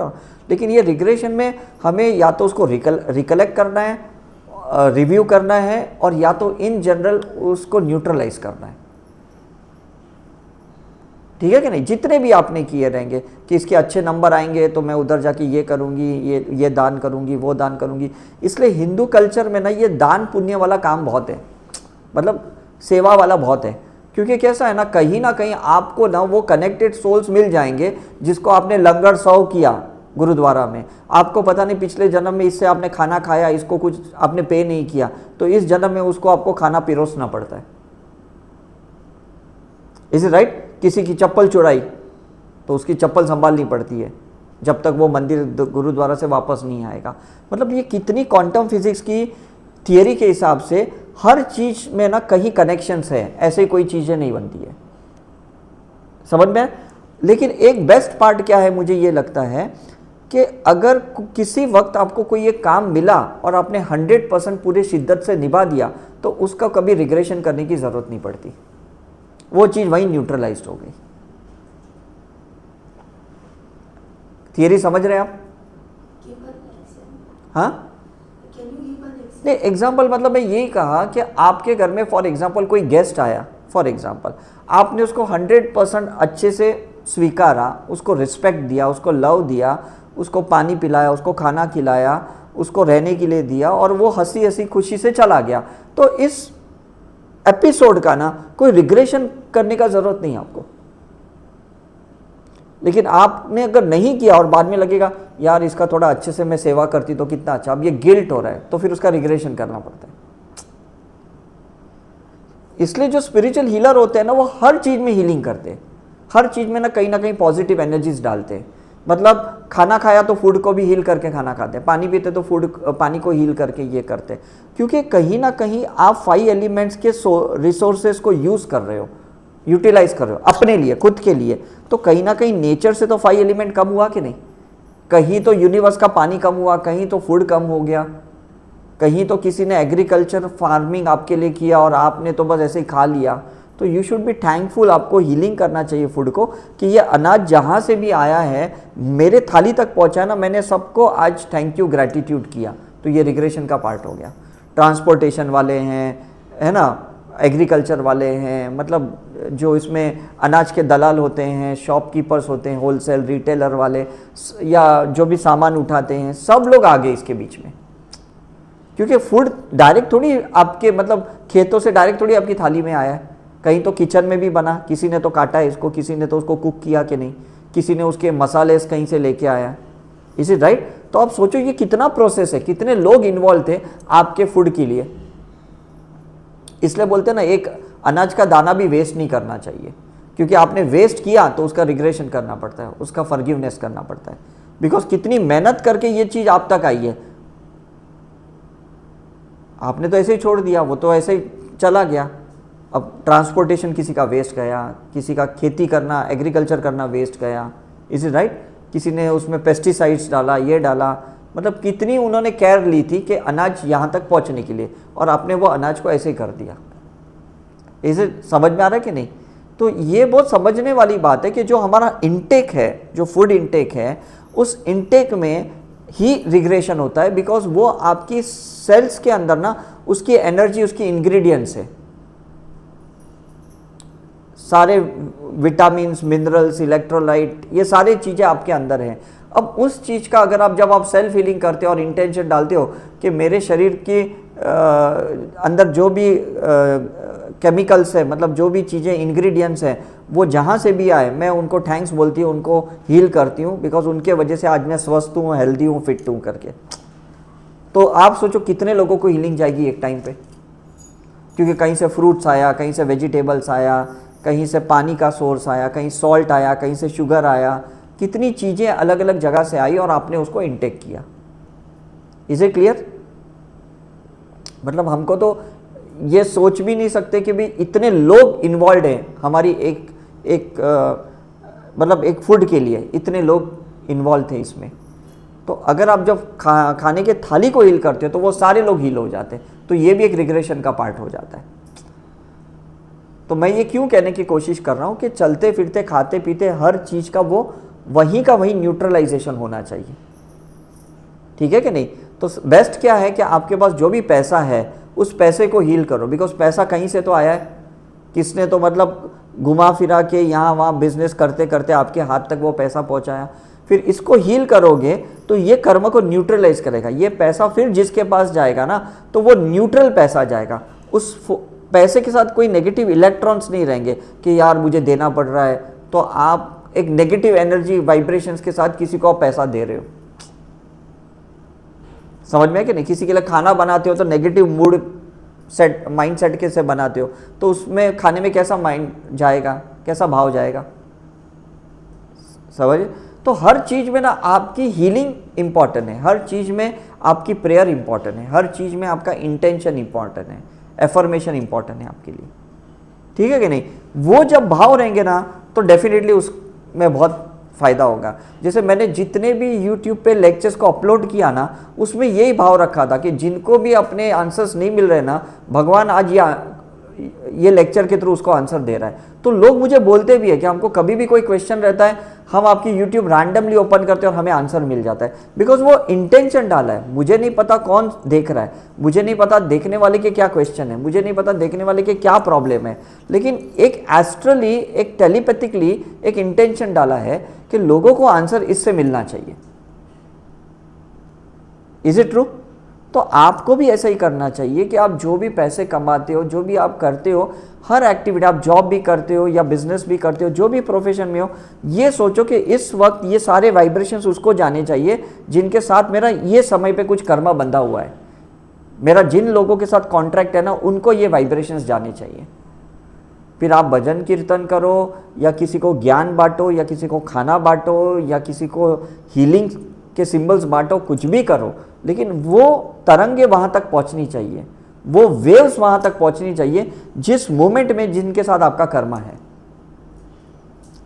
राइट? तो जब हम आपका रिग्रेशन करते हैं तो समझ लो हजारों लाखों लोग उस टाइम पे फ्री हो जाते हैं। पेमेंट भले आप करते हो, but on the behalf of all those thousands and lakhs of people. तो don't you think it's so much valuable? समझ में आ रहा है कि नहीं? मतलब जब आप एक छोटा सा कोई योगा भी करते हो ना, तो सोचो कि बॉडी के कितने सेल्स अनवांटेड सब्सटेंस को डिटॉक्स करते हैं। तो आपको लगता है नहीं मैंने तो सिर्फ प्राणायाम किया, मैंने तो सिर्फ कपालभाति किया, मैंने तो सिर्फ धनुरासन किया, ये आसन किया, ऐसा नहीं है। आप एक्चुअली पूरे बॉडी के अंदर के सिस्टम्स को ना हेल्प करते हो अलाइनमेंट के लिए, चक्रस के अलाइनमेंट के लिए, एनर्जी के अलाइनमेंट के लिए। तो regression is an alignment with the universal soul, connected souls. Regression क्या है? It's an alignment. मतलब अभी हम वो सारी आत्माओं के साथ ना ट्यूनिंग में आ जाते हैं। अभी हमारी हार्मोनी नहीं है, डिसहार्मोनी है लोगों के साथ। तो लोगों के साथ हमें तकलीफ होती है, हमसे लोगों को तकलीफ होती है, ये डिसहार्मोनी है।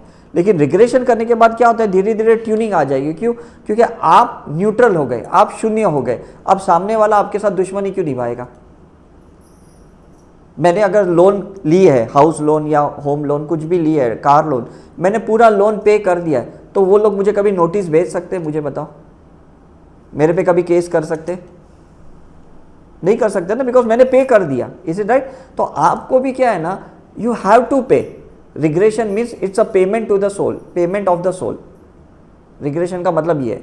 लोग बोलते हैं रिग्रेशन से मेरा क्या फ़ायदा है, और लोग उसको पूछते हैं तू रिग्रेशन करेगा तो तेरे रिग्रेशन से मेरा क्या फ़ायदा है। घर वाले ऐसे बोलते हैं, फैमिली रिलेटिव ऐसे बोलते हैं, लेकिन उनको ये नहीं समझता है कि हमारे करने से उनकी लाइफ कितनी क्लियर हो जाएगी, उनकी कितनी पॉजिटिविटी बढ़ जाएगी। समझ में आ रहा कि नहीं? तो गांव में पहले कैसे रहता था ना, ब्रह्म मुहूर्त में उठ के लोग काम पे जाते थे और रात शाम को ना जल्दी खाना खा के भजन कीर्तन करते थे, तो वो वाइब्रेशन से गांव की पॉजिटिव एनर्जीज बढ़ जाती थी। अब तो यहाँ कोई करता नहीं, रात को लोग मूवीज़ देखते हैं, नेटफ्लिक्स चालू करते हैं, हॉटस्टार चालू करते हैं, तो वो कैसे वाइब्रेशंस जाएंगे, कैसी तरंगे जाएंगी आप सोचो।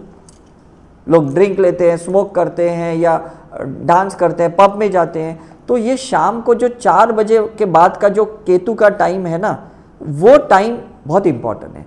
सुबह राहु का टाइम इंपॉर्टेंट है मेडिटेशन का, और शाम को केतु का टाइम बहुत इंपॉर्टेंट है।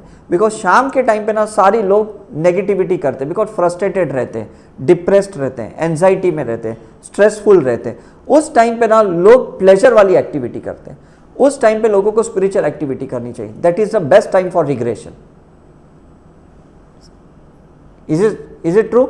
मतलब सुबह के टाइम पे ब्रह्म मुहूर्त में इनटेक वाली एक्टिविटी ज़्यादा करो, मेडिटेशन वाली, हीलिंग वाली करो। शाम को 4 बजे के बाद ना आउटपुट वाली स्पिरिचुअल एक्टिविटी ज़्यादा करो, फॉरगिवनेस वाली, ग्रैटिट्यूड वाली, ये सारी एक्टिविटी ज़्यादा करो। तो ये रिग्रेशन ईजी हो गया कि नहीं? एक साइकिल क्रिएट हो गई कि नहीं, मुझे बताओ।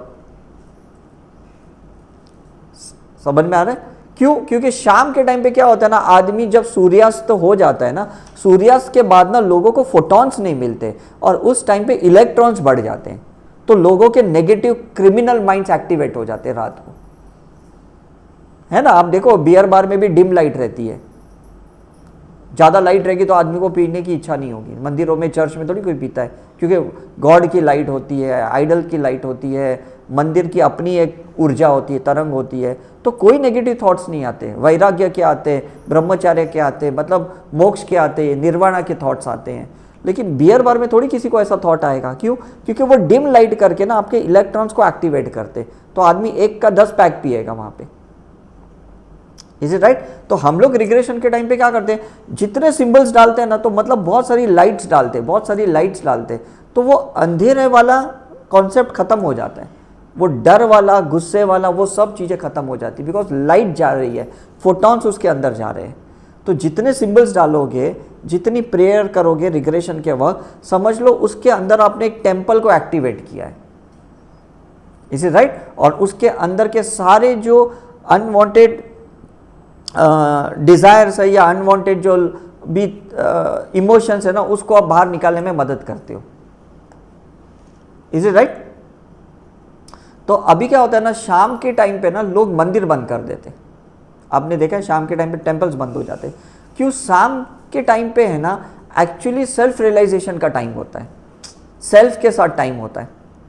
कि दिन में आपने चलो मंदिर अटेंड किए, मेडिटेशन किए, योगा किया, कुछ भी किया आपने, शाम के टाइम पे आप अपने साथ ज़्यादा बैठो और देखो कि मैंने पूरे दिन में क्या गलती करी है और मुझे उस गलती का न्यूट्रलाइजेशन करके सोना है। नहीं सोए तो कभी ना कभी उसका रिग्रेशन करना पड़ेगा आपको। तो सोने से पहले फॉरगिवनेस करना इंपॉर्टेंट है, होपोनोपो करना इंपॉर्टेंट है ना, माफ़ी मांगना इंपॉर्टेंट है। तो रात में आपके सबकॉन्शियस में वो कुछ कंटेंट नहीं जाएंगे। किसी ने आपके इशू को दिमाग में नहीं पकड़ा, आपने किसी के इशू को अपने दिमाग में नहीं पकड़ा, उसने भी रिलीज कर दिया, आपने भी रिलीज कर दिया, तो दोनों को नींद अच्छी आएगी। ठीक है कि नहीं? अदरवाइज जो भी इश्यूज हुए, उसने भी कुछ पकड़ के रखा, आपने भी पकड़ के रखा, तो दोनों का माइंडसेट नेगेटिव होगा कि नहीं?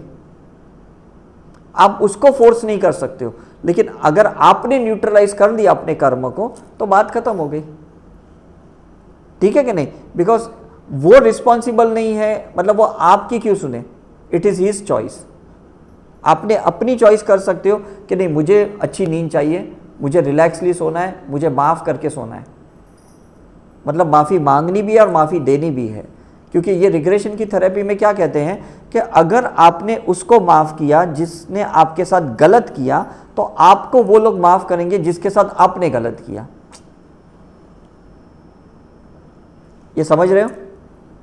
गलती आपकी नहीं है, गलती सामने वाले की है और आपने उसको माफ़ कर दिया। लेकिन कहीं तो गलती आपने की है और किसी के साथ, तो यहां आप उसको माफ़ करते हो उसकी गलती का। उसी टाइम पे यूनिवर्स ये फॉरगिवनेस के कॉन्सेप्ट किसी के अंदर डालता है और वो आपको माफ़ कर देता है। तो मुझे बताओ, 2 कर्म न्यूट्रलाइज हुए एक टाइम पे? 2 हुए कि नहीं? मतलब एक तो इनके साथ जिनके साथ हमारे इश्यू है, और एक उनके साथ जिन हमारा जिनके साथ इशू है। तो लोग काफ़ी बार मुझे मैक्सिमम मेरे को पॉडकास्ट में लोग मैसेज करते हैं, मैं क्यों माफ़ी मांगू, मेरे क्या गलती थी, मैंने उसका क्या बिगाड़ा, उसने ही मेरा बिगाड़ा। Is it right? लेकिन ये कैसा है ना, ये गॉड आपकी परीक्षा ले रहा है कि क्या आप माफ़ कर सकते हो किसी की गलतियों का, तो हम आप तो जिसके साथ आपने गलत किया है वो आपको माफ़ करेगा। ये फॉर्मूला डायरेक्टली प्रोपोर्शनल है। Is it right? मैं जितनी भी जेलों में जाता हूं, मैं ये सेंटेंस लोगों को स्पेशली सिखाता हूं। आपने गलती किया, आप यहां पे आए, अब आप माफ़ी मांगो जिनकी आपने चोरी की, जिनके आपने रेप किया या जिनके साथ आपने गलत किया। तो हो सकता है कल आप बाहर आओगे ना, तो और भी जो गलतियां लोगों ने आपके साथ करी है ना, उनको भी आप माफ़ करने के लायक बन जाओगे।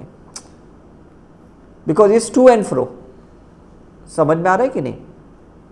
अब गलती ये नहीं होती है कि हमने किसी को पर्पसली हर्ट किया, गलती ये होती है हमने उसके माइंडसेट के ऊपर डाउट किया, उसकी लाइफ की जर्नी को डाउट किया या उसकी सोल की जर्नी में इंटरफियर किया। वो भी एक्चुअली कर्मा आता है। उसने गलत कुछ नहीं किया, लेकिन आपने उसको गलत साबित किया, वो अपनी जगह पे सही था। Is it right? तो वहां पे भी फॉरगिवनेस करना है आपको। इसलिए कृष्ण ने बोला कि महाभारत के बाद, मतलब युद्ध के बाद, चलो अभी हम फॉरगिवनेस सीख करने के लिए जाते हैं। क्योंकि पहले तो बोला था ये डिवाइन प्लान में है, तो अर्जुन तो कहा कि ठीक है डिवाइन प्लान में तो मुझे करने दो, तो उन्होंने युद्ध कर लिया। लेकिन बाद में बोला कि देखो कितने लोग मरे, कितने इनोसेंट लोग मरे, कितनी महिलाएं विधवा हो गई, तो अब हमें फॉरगिवनेस करने के लिए सभी को जाना पड़ेगा। और वो लोग जब जा रहे थे फॉरगिवनेस सीख करते करते, सारे ज्योतिर्लिंग पे जा रहे थे, और जब वो वसुंधरा फॉल्स के वहाँ पे पहुँचे, तो जहाँ स्वर्ग का जो रास्ता खुलता है ना, तो वो लोग सभी नहीं पहुँच पाए ऊपर। क्यों नहीं पहुँच पाए? क्योंकि सभी का फॉरगिवनेस न्यूट्रल नहीं हुआ। सिर्फ युधिष्ठिर का हुआ, डॉग का हुआ, तो वही चला गया, बाकी सारे वहीं रह गए कि नहीं। तो हमने जितने भी पास्ट लाइफ रिग्रेशन किए, आज तक हमको कभी युधिष्ठिर नहीं मिला। हमको अर्जुन मिले, नकुल मिले, सहदेव मिले, भीम मिले, सब मिले, लेकिन वो हमें नहीं मिले। बिकॉज जो कंप्लीटली न्यूट्रल हो गया ना, उसको कभी उसकी कॉन्शियसनेस कभी भी कोई कैच नहीं कर सकता, कार्मिक लेयर पे नहीं कर सकता, ब्लेसिंग के लेवल पे ले सकता है वो। तो किसी ने ये मुझे नहीं बोला कि मैं बुद्धा का रीइंकार्नेटेड हूँ, मैं महावीर का रीइंकार्नेटेड हूँ, मैं तीर्थंकर का रीइंकार्नेटेड हूँ। कभी आज तक किसी ने मुझे नहीं बोला। इतने हमने रिग्रेशन किए। तो इससे हमें समझ में आता है कि अगर हमारे 63 ट्रिलियन सेल्स, सारे सेल्स के अंदर की रिग्रेशन हो गई, तो हमारा एनलाइटनमेंट पक्का हो गया। और अगर एनलाइटनमेंट में हम टिक गए, तो फिर हमारा निर्वाणा पक्का हो गया। Is it clear? तो एक एक बॉडी के सेल्स को फोटॉन्स लगेंगे, एक एक बॉडी के सेल्स को रिग्रेशन लगेगा, एक एक बॉडी के सेल्स को हीलिंग की जरूरत है। जब सारे हील हो गए कंप्लीटली, फिर कोई आपको वापस खींच नहीं सकता है इस संसार में। समझ में? तो ये सारे जो नागा साधु हैं, ये लोग एक्चुअली न्यूट्रल है। इनको ना अपने जेंडर का कोई प्रॉब्लम है, ना कोई फिजिकल वर्ल्ड का प्रॉब्लम है, ना कोई मटेरियल डिज़ायर है, इनको कोई रिलेशन का कोई प्रॉब्लम नहीं है, कुछ भी नहीं है, कुछ खाने पीने का भी कुछ ऐसा डिज़ायर नहीं है। वो आते हैं कुछ टाइम के लिए और गायब हो जाते हैं, because they are enlighten people. इनको निर्वाणा नहीं मिला है, लेकिन ये लोग एनलाइटन पीपल है। डिफरेंस समझ रहे हैं? जिस दिन उनको निर्वाणा मिल जाएगा, फिर ये नागा साधु भी नहीं रहेंगे, इनको आने की ज़रूरत भी नहीं पड़ेगी। तो टिकना चाहिए। अगर उनके विजन में कहीं एक डिज़ायर एक्टिवेट हो गई, तो ये एनलाइटनमेंट से रिवर्स में चले जाएंगे। कभी इनको ऐसा लगेगा अरे लोग मर्सिडीज़ में उतरे और मैं तो ऐसे ही घूम रहा हूँ, वो इतने अच्छे कपड़े पहने, मैं तो ऐसे ही घूम रहा हूँ। तो अगर वो डिज़ायर उनकी आँख में एक्टिवेट हो गया, तो समझ लो वो चले गए संसार के, मतलब वो भंवर में फंस जाएंगे वापस। Is it right? तो आपको भी देखो, मैं ये क्यों साइंस समझा रहा हूँ, बिकॉज आपको ना आगे की सोल की डेस्टिनी पता होनी चाहिए कि सोल को कहाँ तक आपको पहुँचाना है। सिर्फ ऐसा नहीं मुझे सिर्फ ये छोटे छोटे कर्मों को ठीक करना है, सोल को भी किस लेवल पे पहुँचाना तो पड़ेगा कि नहीं आपको। उस प्योरिटी पे, उस एनलाइटनमेंट के स्टेट पे, उस निर्वाणा के स्टेट पे पहुँचाना होगा, जहाँ से ओरिजिनली पूरी प्योर फॉर्म में वो आई थी। तो इस कलयुग में अभी क्या हो रहा है ना, मैं आपको समझा रहा हूँ। इस कलयुग में क्या होता है कि आदमी ना किसी की गॉड गॉडेसेस की कॉन्शियसनेस की फोटॉन्स को लेके आता है। वो उसका एक पॉजिटिव साइड होता है, और एट द सेम टाइम वो कुछ एक नेगेटिव कार्मिक को भी लेके आता है। तो एक ही इंसान के अंदर हमें राम की भी छवि दिखती है और रावण की भी छवि दिखती है। मतलब इसके अंदर वो जीसस का भी कॉन्शियसनेस है और इसके अंदर एक नेगेटिव एनर्जी भी है, एक नेगेटिव डिज़ायर भी है, एक नेगेटिव लस्ट भी है। तो ये दोनों चीज़ें दिखती है इस कलयुग में। तो ये क्या होता है कि जब आप अपनी पॉजिटिविटी को नेगेटिविटी से कनेक्ट कर लिया तो ये स्पिरिचुअल एक्टिविटी हो गई। जब आपने रिग्रेशन में इस पॉजिटिव कॉन्शियसनेस को अपने नेगेटिव डिज़ायर्स के लिए या अपने अनहील पार्ट के लिए यूज़ कर दिया तो ये न्यूट्रलाइज हो गया कि नहीं? तो मुझे ये बताओ, रिग्रेशन में होता क्या है? अंदर की ही पॉजिटिव को नेगेटिव को मिलाया जाता है, तो शून्य हो गया कि नहीं? मतलब ऐसा नहीं कि भाई बाहर से कोई एक वरदान मिलने वाला है, बाहर से कोई एक जबरदस्त मतलब एक ऊर्जा मिलने वाली है जिससे ये होगा, ऐसा नहीं होता है। अंदर की ही एक सुपर जीन्स होती है, अंदर की ही एक सुपर क्वालिटी सोल की जो लाइट होती है, उस विजडम होती है, उससे हमने अपने कार्मिक को सेल्फ रियलाइजेशन प्रोसेस में लगाया और उसको न्यूट्रलाइज करके हम वापस बाहर आ जाते। तो ये 2-4 बार अगर ऐसा रिग्रेशन करोगे, 5-6 बार ऐसे रिग्रेशन करोगे ना, आपकी एंकरिंग हो जाएगी। मतलब आप समझ जाओगे कि मुझे अंदर के ही रावण को राम से मरवाना है। मुझे बाहर से कोई ऐसे पंडित नहीं चाहिए, मुझे बाहर से कोई ऐसा पर्सन नहीं चाहिए जिसकी मैं हेल्प लेके मैं अपने कार्मिक को सॉल्व करूं। This is not going to be possible. वो पंडित मिलेगा, वो एनर्जी न्यूट्रलाइज करेगा, लेकिन कॉन्शियसनेस पंडित नहीं दे सकता है। डिफरेंस समझ में आ रहा है कि नहीं? मतलब मैं आपको आपकी भी हीलिंग कर सकता हूँ, लेकिन सिर्फ मैं एनर्जी दे सकता हूँ, आपकी चेतना नहीं बढ़ा सकता हूँ, मैं आपको इवॉल्व नहीं कर सकता हूँ। अगर ऐसा होता तो बुद्धा के टाइम पे सारे एनलाइटन हो जाते। ऐसा होता तो 24 तीर्थंकर के जैसा हजारों तीर्थंकर तभी बन जाते। क्यों उतने ही 24 बने? एक ही जीसस क्यों बने? सारे जीसस बन जाते? नहीं बने। एक ही गुरु नानक क्यों बने? सारे गुरु नानक बन जाते। लेकिन ऐसा नहीं होता है। क्या है, वो जो पर्सन थे वो इनफाइनेट सोल थे, दूसरे सारे जो उनके भक्त थे वो यंग सोल थे, इनफाइनेट सोल थे, बेबी सोल थे। तो वो स्कूल में थे, वो प्रोसेस में थे, और जो अल्टीमेट पर्सन था उसने सारे प्रोसेस को पार कर लिया। तो जो पार कर लिया इनफाइनेट सोल वाला बंदा था, उसने अपनी कॉन्शियसनेस को, एक फोटॉन्स को उसको दे के रखा है कि जब भी तुम्हारा रीबर्थ होगा ना, तुमको मेरी ये फोटॉन्स काम आएगी, तुमको मेरी ये चेतना काम आएगी। तो आदमी कृष्ण का भक्त होता है, राम का भक्त होता है, हनुमान का भक्त होता है, क्योंकि उसकी वो कॉन्शियसनेस से कनेक्टेड है वो, राइट? तो जितनी आप हीलिंग ज़्यादा करोगे उनकी कॉन्शियसनेस और एक्सपांड होगी और एक्सपांड होगी और एक्सपांड होगी। लोग एनर्जी को एक्सपांड करते हैं मैनिफेस्टेशन के लिए। मैं लोगों को कहता हूं कि कॉन्शियसनेस को एक्सपांड करो कर्म को क्लियर करने के लिए। डिफरेंस समझ रहे हैं? यहाँ पे लोग अपनी एनर्जी को बढ़ाते हैं, मोटिवेशनल ट्रेनर के पास जाते हैं, एंटरप्रेनर के पास जाते हैं और अपनी ऊर्जा बढ़ाते हैं, क्योंकि उनको अपनी डिजायर्स को मैनिफेस्ट करना है। हम बोलते हैं कि भाई अपनी चेतना को बढ़ाओ ताकि अनवांटेड डिजायर्स पे आप ध्यान ही नहीं दो। मतलब ही क्या है? अगर मैं मर्सिडीज खरीद के मर्सिडीज में बेड में इंजॉय करूं, इससे अगर कोई मर्सिडीज को हायर करके मैं बैठूंगा और वही मुझे अगर प्लेजर मिलता है तो मैं खरीदूं क्यों? है ना? अभी आपको ये होटल का कमरा मिला और आपको कमरा अच्छा लगा, तो आप ये होटल को खरीदोगे क्यों? आपका 5,000 रुपये में काम खत्म हो रहा है, तो आप यहाँ पे 50 करोड़ का इन्वेस्टमेंट करोगे क्यों? मुझे ये बताओ। आपकी बॉडी रेंट पे है, भाड़े पे है, तो अगर आपने कोई रेंटेड गाड़ी या रेंटेड रूम पे रहे तो उसमें बुरा क्या है? मुझे ये बताओ। The concept is clear. एक चीज को अचीव करने के लिए हम इतने एफर्ट्स लगाते और अचीव करने के बाद फिर लगता है यार ये चीज़ों को हैंडल करना बहुत डिफिकल्ट है, ये मैरिज को हैंडल करना डिफिकल्ट है, ये घर को हैंडल करना डिफिकल्ट है, ये गाड़ी इतनी महंगी, इसकी माइलेज कितनी कम है, इसका मेंटेनेंस कितना है, इसको हैंडल करना डिफिकल्ट है। तो कौन बोलता है उसको खरीद के एंजॉय करो? उसको ऐसे ही रेंटेडली आप एंजॉय कर सकते हो कि नहीं? You got my point? Desire क्या है कि मुझे इसको खरीदना है, लोगों को बताना है, लेकिन खरीदने के बाद भी आप क्या कर रहे हो? सचिन तेंदुलकर के पास 40 गाड़ियां हैं, कौन सी गाड़ी वो खुद चलाता है? ड्राइवर चला के एंजॉय कर रहे हैं मर्सिडीज और BMW फरारी, खुद तो पीछे बैठा रहता है। एम आई राइट? तो कहने का मतलब ये है कि जब आपकी कॉन्शियसनेस का विस्तार होता है, एक्सपांशन होता है ना, आपको ये अक्ल आती है, ये विजडम आता है कि इसके ऊपर एफर्ट्स डालना कोई मतलब ही नहीं है। उसके लिए हम कितने मतलब काले धंधे करते हैं या कुछ ना कुछ मैनिपुलेशन करते हैं, इज राइट, और फिर उसका रिग्रेशन करना पड़ता है। तो मतलब ही क्या है?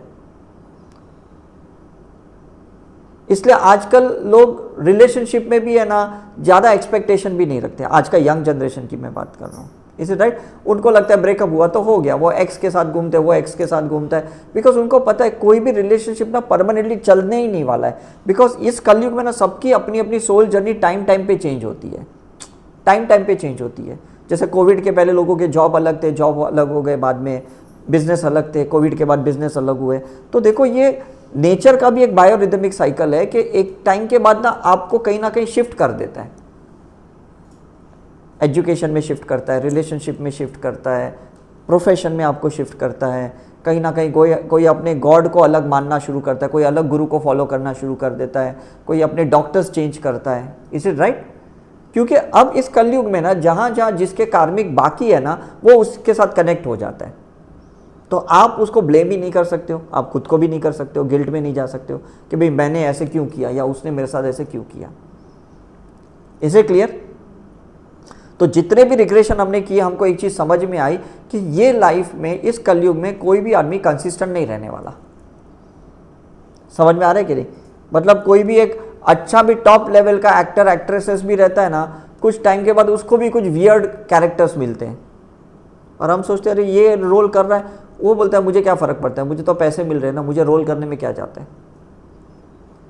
तो हमें भी ना अलग अलग रोल निभाने के लिए ना किसी के लाइफ में भेजा है और अलग अलग लोगों को हमारी लाइफ में भेजा है। तो कोई पॉजिटिव लेसन सिखाने आता है, कोई नेगेटिव लेसन सिखाने आता है, तो उसको अपना रोल प्ले करने दो, आप अपना रोल प्ले करो, है ना। किसी को आपको नेगेटिव लेसन सिखाना है, कोई आपको नेगेटिव लेसन सिखाने आया, but and of the day उनको भी फॉरगिवनेस करना है, रिग्रेशन करना है और आपको भी करना है, बिकॉज दोनों को न्यूट्रलाइज करना है। I hope the concept is clear. समझ में आ रहा है कि नहीं? मतलब आपने अगर हॉस्पिटल में 3 लाख का बिल पे कर दिया, एंड ऑफ द मंथ वो हॉस्पिटल का जो सर्जन रहेगा वो सबको पैसा डिस्ट्रीब्यूट करेगा, उसके असिस्टेंट को, उसके हॉस्पिटल के मेंटेनेंस को, सबको करेगा। वो भी जीरो हो गया, आप भी जीरो हो गए। Is it right? और जिनको भी उसने सैलरी दिया, पैसा दिया, वो भी अपने गांव में अपने बच्चे को पढ़ाने के लिए देंगे, वो भी अपने कुछ बिल्स पे करेंगे, वो भी न्यूट्रलाइज हो जाएंगे। So it is the circulation of zero, it is the circulation of zero, but people are not ready to be zero। अब समझ में आ रहा है? people are trying to accumulate something कि ये मेरा कुछ होना चाहिए, मेरा कुछ होना चाहिए। अब इस गोवा में भी जितने लोगों ने पहले ये सोचा था ये मेरा घर है मैं नहीं छोड़ूंगा करके, उसके बाद ये प्रॉपर्टी धीरे धीरे खराब हो गई, खंडित हो गई, नष्ट हो गई, क्योंकि दूसरा जो बंदा आया उसका कोई इंटेंशन ही नहीं था इस प्रॉपर्टी को पॉजिटिव रखने का, क्योंकि उसने थोड़ी मेहनत किया था, उसने थोड़ी एफर्ट्स डाला था वो प्रॉपर्टी के लिए, तो वो इतनी केयर क्यों करेगा? मुझे बताओ। राजस्थान में जितने भी बड़े बड़े घर मतलब महल थे, ये थे, आज वो रिसोर्ट बन गए तो वो मेंटेन हो रहे हैं, अदरवाइज तो वो भी खंडित हो गए। Is it right? उस टाइम पे राजा महाराजा थे, उनकी अपनी औरा थी, उसके वजह से सब चीज़ ठीक था। जैसे वो मर गए उसके बाद किसी की ऐसी एनर्जी नहीं थी कि जो उसको मेंटेन करे। Is it true? तो आप सोचो कि रिग्रेशन में हर चीज़ को छोड़ने के लिए अगर आप तैयार हो ना, तो रिग्रेशन आपका बहुत वर्थ होगा। हर चीज़ छोड़ना है आपको। जितनी चीज़ छोड़ोगे ना, जितनी फॉरगिव करोगे और लेट गो करोगे ना, मतलब जितना इस केतु को एक्टिवेट करोगे ना रिग्रेशन में, उतना फ़ायदा है। और जितना ये अक्यूमुलेट करोगे ना, उतना नुकसान है कि ये मुझे चाहिए, मुझे चाहिए, ये मेरा है, ये मेरा है, ये रिलेशन मेरा है। ऐसा नहीं है। ये आया था मेरे पास पास होने के लिए, तो मुझे उसको पास होने दो, मुझे उसको ट्रांसफर करने दो और किसी के लिए। Is it clear? तो रिग्रेशन किसका होता है? केतु का होता है, क्योंकि आपने कहीं दिया नहीं। रिग्रेशन किसका होता है? राहु का होता है, जो गलत चीज आपने पकड़ के रखा है, जो गलत चीज होल्ड करके रखा है। Is it okay? तो रिग्रेशन में हम दोनों चीज को रिलीज करते हैं, दोनों चीज को फ्री कर देते हैं। तो इसलिए हम कहते हैं कि ये 1 4 7 का रिग्रेशन होता है। 1 is a Surya, 4 is a Rahu, 7 is a Ketu. ये 1 4 7 का रिग्रेशन होता है पूरा, ये यूनिट है। अभी मैं 3 दिन पहले शिरडी में दर्शन करने के लिए गया, तो मुझे वो ऑनलाइन की पास मैंने निकाला था, उसके ऊपर भी 1 4 7 का रिसिप्ट नंबर था। 5 दिन पहले जब मैं दर्शन के लिए गया शिरडी में, तो उस टाइम पे भी मेरे को वही नंबर मिला 147 करके, ऐसा है। तो मैं समझता हूँ कहीं ना कहीं जो प्रैक्टिस मैं कर रहा हूँ ना, वो प्रैक्टिस के वजह से मुझे यही नंबर्स बार बार दिखाई दे रहे हैं। फिर मुझे सिंगापुर में भी वही दिखते हैं, कनाडा में भी वही नंबर गाड़ियों के पीछे दिखते हैं, लोगों को भी दिखते हैं। लोग मुझे फ़ोटो खींच के बताते हैं सर मुझे भी ये नंबर दिखा। मैं समझ जाता हूँ वो लोग भी वो फ्रीक्वेंसी में आ गए। मतलब लोगों को पता ही नहीं कि लोग आगे पीछे जो भी कर रहे हैं, उनके जो भी चीज़ें चल रही है ना, वो एक्चुअली रिग्रेशन का पार्ट है। जो लोग आ रहे हैं, जो नंबर्स दिख रहे हैं, जो कुछ मैसेजेस कहीं ना कहीं से आपको पॉपअप हो रहे हैं फेसबुक से, व्हाट्सएप पे, ये सब चीज़ ना आपको हेल्प कर रहे हैं। लेकिन अगर आप उसको अपने लाइफ में उतारोगे तो ये इसका फ़ायदा है। नहीं तो ये मैसेज ऐसे ही चले जाएंगे, ये नंबर्स ऐसे ही चले जाएंगे, बेचारे एंजल्स भी ऐसे ही चले जाएंगे, और आप उनकी हेल्प ही नहीं ले रहे हो। Is it clear? मतलब आप हेल्प ही नहीं रहे, आप उनका कोई मतलब उसका कोई प्रॉपर यूटिलाइजेशन नहीं कर रहे हो, कहने का मतलब ये है, राइट? लोग गंगा में जाके ऋषिकेश में स्नान करते, बोलते मेरा पाप धुल गया। सिर्फ वो इंटेंशन रखने से धुलता नहीं है, एक्चुअली अंदर एक ट्रांसफॉर्मेशनल एक्सरसाइज करनी पड़ती है, and that is the regression exercise, that is a forgiveness exercise, right? ऐसा नहीं कि बस मैं पाप धुल गया, मैंने लोन ले लिया, भगवान मुझे माफ़ करना, मैं लोन पे नहीं करूंगा लेकिन मेरे पाप धो दो। ऐसा थोड़ी होने वाला है। वो बैंक वाला पीछे बढ़ेगा कि तुम 10 बार गंगा में डुबकी मारो, मैं तो लोन वसूल करके ही छोड़ूंगा। समझ में आ रहा है कि नहीं? So this is the time कि जहां पे आपको ये सेल्फ रियलाइजेशन प्रोसेस करके उसको रिलीज करना है। Is it clear? तो आई होप कि आज आप कॉन्सेप्ट समझ गए हैं, क्योंकि अभी आज जब हम दूसरे रिग्रेशंस करेंगे उस टाइम पे आपका माइंड थोड़ा तैयार रहना चाहिए ये सब प्रोसेस करने का। हमको आपको है ना फोर्सफुली रिग्रेशन नहीं करना है, हमको कोई ऐसे ज़बरदस्ती के एफर्मेशंस डाल के कोई प्रोसेस टेक्निकली नहीं करने हैं, कोई ऐसे मैकेनिज्म नहीं होना चाहिए कि हाँ इसने करवाया मैंने कर लिया, ऐसा नहीं है। एक्चुअली आपके बिहेवियर पैटर्न में चेंज आना चाहिए। Is it clear? तो ये फिर आप जब अपने जीवन में उतारोगे तो आपको लगेगा कि नहीं मुझे हर चीज़ का ना क्लियरेंस करना है, छोटे बड़े चीज़ हर चीज़ का क्लियरेंस करना है, कोई चीज़ मुझे पेंडिंग में नहीं रखनी है। बात खत्म हो गई। जिन्होंने भी आपको कुछ दिया है उसको उतना ही वापस दे दो, जिनसे आपने लिया है उसको भी आप फॉरगिव कर दो, चाहे वो चीज़ आपको मिली या ना मिली, आप उसको रिलीज़ कर दो अपने तरफ से। ये इंटेंशन नहीं मैं तो वापस वसूल करूँगा, मैं तो कैसे भी हासिल करूँगा उसको, ये कभी मत रखना दिमाग में, क्योंकि वो देने को तैयार नहीं रहेगा, आप लेने को तैयार हो तो भी कर्म चढ़ जाएगा आपका। सामने वाला रिलीज़ करने को ही तैयार नहीं है। Is it right?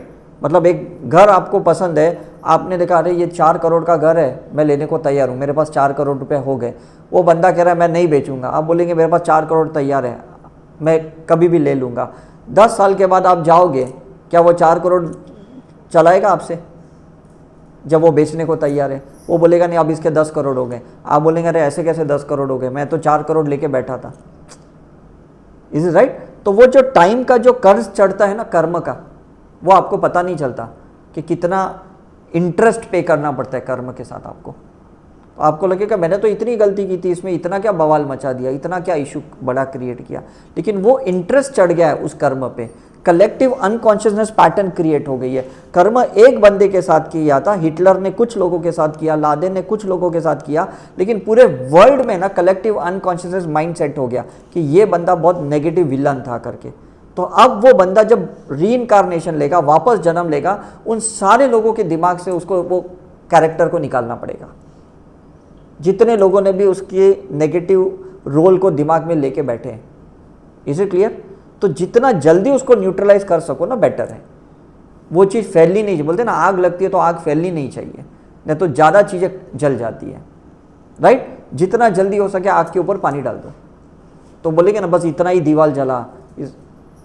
Is it clear? तो कर्म जब भी नया बनता है ना, कोशिश करो उस वक्त जल्दी से जल्दी उसको ख़त्म कर दो। ये बंदा 4 आदमी को बोलेगा, अब कर्म 4 लोगों से बंध गया आपका। ये 40 को बोलेगा, वो 40 लोगों तक कर्म बन गया आपका। Is it clear?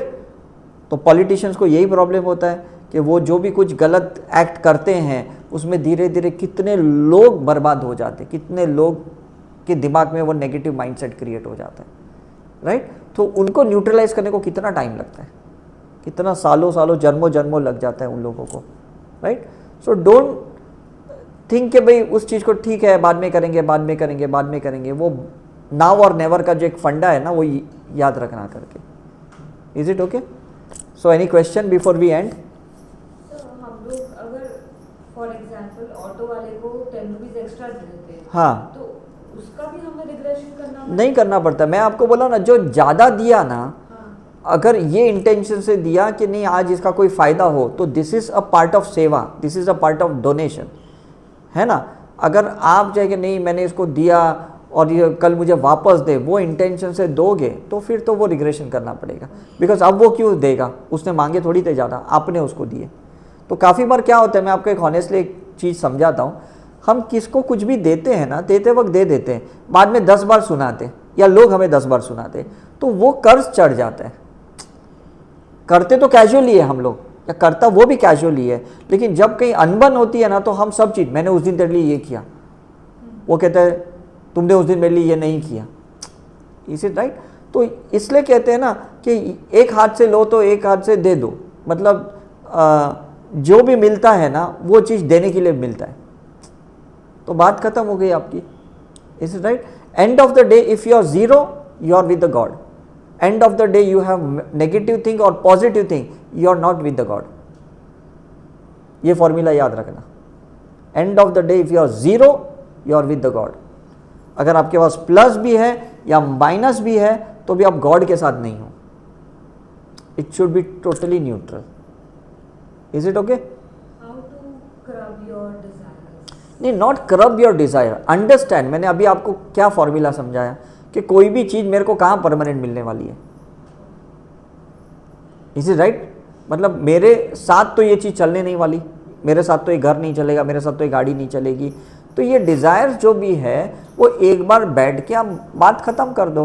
अभी हम वैष्णो देवी जाते हैं, केदारनाथ जाते हैं, हेलीकॉप्टर में बैठते हैं, 20 मिनट में हमको वहाँ उतार दिया, खुशी हो गया। अब मुझे हेलीकॉप्टर खरीदने की क्या ज़रूरत है? मैंने 5,000 रुपया दिया, मुझे वहाँ से वहाँ उसने पहुँचा दिया, बात ख़त्म हो गई कि नहीं? तो हर चीज़ अभी बहुत इजी है। इसलिए फॉरेनर्स जब इंडिया आते हैं ना, तो क्या करते हैं ना, हर चीज़ रेंट पे लेते हैं, मतलब साइकिल ये वो हर चीज़, कपड़े भी लेते हैं, हर चीज़, कैमरा रेंट पे लेते हैं, जाते वक्त सब वापस दे के चले जाते। हम लोग कैसे रहते हैं, कहीं पे भी जाते, ये मुझे ख़रीदना है, ये मुझे ख़रीदना है, ये मेरा चाहिए, मैं दूसरे से क्यों लूँ, मैं वो उसका यूज़ किया हुआ चीज़ क्यों यूज़ करूँ। Is it right? मेरे पास अपने पैसे हैं, मैं अपने पैसे से ये चीज़ कैमरा खरीदूंगा, अपने पैसे साइकिल खरीदूंगा, और फिर बाद में देखते हैं कि इसका तो कोई यूज़ ही नहीं है, ये तो ऐसे ही पड़ा हुआ है। हमारे पूर्वजों के बर्तन कितने एल्यूमिनियम के पड़े हैं, पित्तल के बर्तन गांव में पड़े, यूज़ ही नहीं कर रहा है कोई। बोलता नहीं कभी तो काम आएंगे, कभी तो काम आएंगे। अरे आज नहीं है तो कल कब कहाँ काम आएंगे? हर दिवाली में हम निकालते चीज़ें वापस वहीं रख देते, नहीं नहीं कभी तो काम आएगा करके।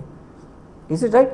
मतलब ये चीज़ें आई थी किसी को देने के लिए। आप ये चीज़ आश्रम में दे दो, आपका यूज़ 1 साल से नहीं हो रहा है, 10 साल से नहीं हो रहा है, इस बर्तन में किसी का तो खाना बने, कोई तो बेचारा उसका यूज़ करे, है ना। और आजकल कोई भी चीज़ कहीं पे भी अवेलेबल है, ऐसा नहीं कि आपने दे दिया तो अभी ये चीज़ नहीं मिलेगी, कहीं पे भी आपको चाहिए तो वो चीज़ वापस मिल जाएगी। मुझे एक डिज़ायर थी बहुत सालों से कि मेरी एक अच्छी बाइक होनी चाहिए। मैंने हिमालयन बाइक खरीदी लॉकडाउन के टाइम पे, और फिर मैंने देखा कि मैं ज़्यादा चला नहीं पा रहा था बिकॉज ऑफ द इवेंट, तो उसकी बैटरी डाउन हो रही थी, तो मुझे हर बार जंप स्टार्ट करने के लिए फ़ोन करना पड़ता था सर्विस के लिए। फिर मैंने 6-8 महीने के बाद मैंने बाइक ही बेच दी। मैंने कहा जब मैं उसको संभाल ही नहीं पा रहा हूँ, मेरी डिज़ायर कंप्लीट हो गई। Is it right? तो वो होता है ना कि जो चीज़ आपने ले ली, एक बार हासिल कर ली, बस अब आपकी डिज़ायर खत्म, फुलफिल हो गई, आप किसी को दे दो, अब और किसी की डिज़ायर है। समझ में आ रहा है कि नहीं? कोई ना कोई इस दुनिया में ना चीज़ पकड़ने के लिए तैयार है, बस आप छोड़ने के लिए तैयार होने चाहिए। अभी ओलेक्स बना है, ऐसी कितनी ऐप्स बने हैं कि कोई कुछ भी खरीदने को तैयार है। समझ में आ रहा है? मतलब हमारे बच्चों की बैग्स है, यूज़ नहीं करते पुरानी बैग, और हमारे घर में इलेक्ट्रिशियन आते हैं, प्लम्बर्स आते हैं, बेचारी पुरानी बैग्स लेके आते, दे दो उसको बैग। हमारी बैग तो ऐसे ही बच्चों की पड़ी है जूनी जूनी, उन्होंने तो नई बैग्स ले ली स्कूल की। Is it right? मतलब मैं छोटी बात आपको बता रहा हूँ, एक एग्जाम्पल दे रहा हूँ मैं, ऐसा ये नहीं है। तो ऐसी कितनी चीज़ें आपके पास है जो आप दे के फ्री कर सकते हो अपने आप को। ठीक है? मेरे अपने पर्सनल बहुत सारे क्रिस्टल्स होते थे मेरे क्लिनिक पे पहले, तो काफ़ी बार क्या होता था कि लोग बोलते अरे ये कितना अच्छा है, आपके पास दूसरा है, मैं कहता हूँ नहीं ये ही है, अरे कभी दूसरा रहेगा तो आप दे देना। मैं कहता हूँ यही लेके जाओ। तो लोग मेरे टीम मेंबर बोलते रहे सर आपने अपना क्यों दे दिया। मैंने कहा ठीक है ना, अभी मेरे पास इतने साल से था, अब इसके पास रहेगा, क्या फ़र्क पड़ता है। मैं इतने साल से इसको यूज़ कर रहा था, अब इसको यूज़ करने दो। मतलब मुझे लगता है जब जिसकी नज़र पड़ी ना, इसका मतलब उसका समय आ गया उसके लिए। फिर गाड़ी पे पड़ी कि मोबाइल पे पड़ी कि कोई भी कपड़े पे पड़ी, कोई भी चीज़ पे, कि भाई आपने खाना फेंक दिया और किसी की नज़र पड़ी, डॉग की पड़ी या बेगर की पड़ी, और उसने खाना उठा के खा लिया, तो उसमें बुरा क्या है। Is it clear. तो प्लीज़ वो अंडरस्टैंड करो, रिग्रेशन में वो हर चीज़ छोटी बड़ी चीज़ निकालनी पड़ेगी। ये नहीं हम तो क्या बड़े बड़े किस्सों को सॉल्व करने के लिए आते हैं, नहीं मेरा उसके साथ ये प्रॉब्लम सॉल्व करना है। अरे और उसके साथ कितनी हज़ारों लाखों चीज़ें जुड़ी पड़ी है जिसकी वजह से ये प्रॉब्लम सॉल्व नहीं हो रहा है। तो हो सकता है ये छोटी छोटी चीज़ों का रिग्रेशन करो तो कभी वो बड़ी चीज़ तो बाय डिफ़ॉल्ट ठीक हो जाएगी। समझ में आ रहा है कि नहीं। तो ये बहुत अच्छा हमें मौका मिला है सिंबल्स के थ्रू या ये स्पिरिचुअल प्रैक्टिस के थ्रू कि हम इसको समझ पा रहे हैं और उसको क्लियर कर पा रहे हैं। लोगों को तो समझ भी नहीं है अभी तक, है ना। लोगों को तो समझ भी नहीं है। लोग पैसे भी कमाते हैं तो भी गोवा में आके कैसीनो में उड़ाते हैं। ऐसा नहीं कि जाके मैं कहीं आश्रम में जाके देखे आऊँ, बोलते जब मेरे पास वैसे ही 10 लाख एक्स्ट्रा है चलो जाके देखते हैं, मिला इसका तो मिला, नहीं गया तो गया, क्या फ़र्क पड़ता है। दान करने से तो अच्छा मैं खेलूँ, मुझे खुशी होगी कि मैंने पैसे अपने लिए यूज़ किए। फिर तो लत लग जाती है। फिर जब पैसे नहीं भी रहते तो भी आदमी जाता है उधर, क्योंकि अब वो साइकिल में आ गया। बिकॉज वो कैसा है कि जब आदमी सोचता है मैं अपने लिए कुछ करूं, हर बार चीज़ अपनी तो नहीं होगी, हर बार आपको कुछ हासिल तो नहीं होगा। Is it clear. तो ये समझने की कोशिश करो कि अगर आपका जो एक्स्ट्रा है वो वहाँ जा रहा है जहाँ एक्चुअल उसकी नीड है ना, तो जहाँ पे जो चीज़ें आपको चाहिए ना, आपके लिए भी कोई चीज़ छोड़ेगा। कोई शोरूम वाला गाड़ी छोड़ेगा, कोई आदमी कोई अपना घर छोड़ेगा, क्योंकि आपके अंदर भी कोई ऐसी इच्छा है कि मुझे ये चाहिए। तो आपके नीचे वालों की कोई इच्छा है उसकी आप पूरी कर रहे हो, आपके ऊपर वाले वो आपकी इच्छा पूरी कर रहे हैं। तो ये सर्कल है कि नहीं, मुझे बताओ। समझ में आ रहा है कि नहीं। अब MS धोनी क्रिकेट नहीं खेल रहा है तो किसी की तो इच्छा होगी कि उसकी बैट उस लेने के लिए, है ना। किसी ने तो गांधी जी का चश्मा खरीदा, किसी ने तो गांधी जी का लाठी खरीदा 2-2 लाख 10-10 लाख रुपए में। क्यों खरीदा? क्योंकि उनको उसके वाइब्रेशंस चाहिए थे। अब गांधी जी तो रहे नहीं, इज इट राइट। लोग म्यूजियम में क्यों जाते हैं? उस चीज़ का एनर्जी लेने के लिए, ऑरा लेने के लिए जाते हैं कि देखते अच्छा साईं बाबा इस पालकी में बैठे थे, अच्छा इनकी ये चप्पल थी, ये पादुका थी, इनका ये चिरूट था, ये था। तो उसको जब देखते हैं ना, कनेक्ट होते तो एनर्जी फील होता है। तो चीज़ों को पास होने दो। रिग्रेशन का मतलब है कि चीज़ जो आपने पकड़ा है उसको पास होने दो, बस पास हो गया तो बात खत्म हो गई। एंड ऑफ द डे कुछ भी नहीं है।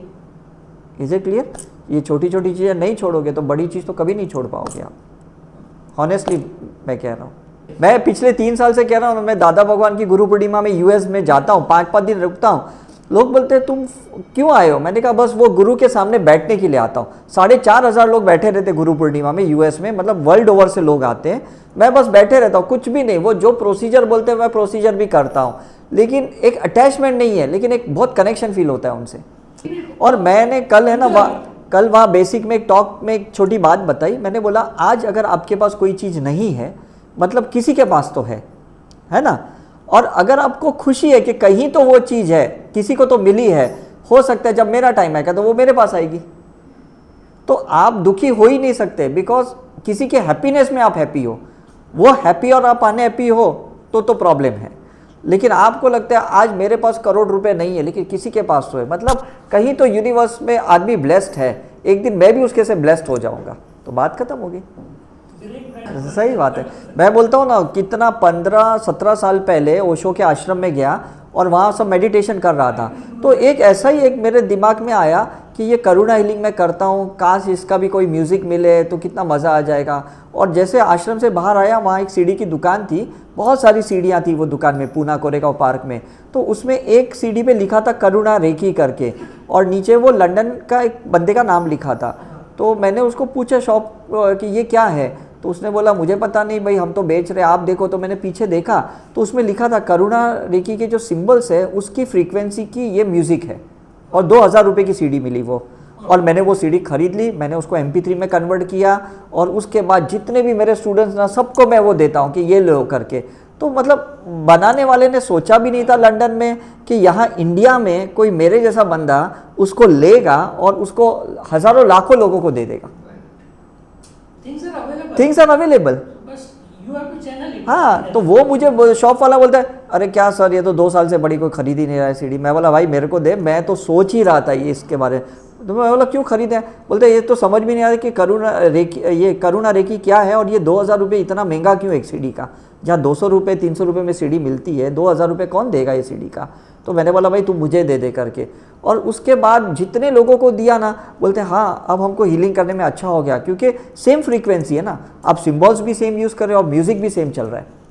आप सोचो तो रिग्रेशन के वक्त भी, पास्ट लाइफ रिग्रेशन करते वक्त मैं वो म्यूज़िक हमेशा लगाता था जब मैं करता था, तो लोग इजीली चले जाते थे। फिर मैं अपने स्टूडेंट्स को बोला ये म्यूज़िक लगाओ, ये सिंबल का म्यूज़िक है, ये सिंबल का म्यूज़िक है, ये लगाओगे वो चला जाएगा पास्ट लाइफ में, और लोग चले जाते। तो कहाँ कोई किसी ने लंदन में म्यूज़िक बनाया, कहाँ ओशो के आश्रम में बिका, कहाँ हमने उसको ख़रीदा और कहाँ हमने उसको डिस्ट्रीब्यूट किया। चलो थैंक यू, मज़ा आ गया।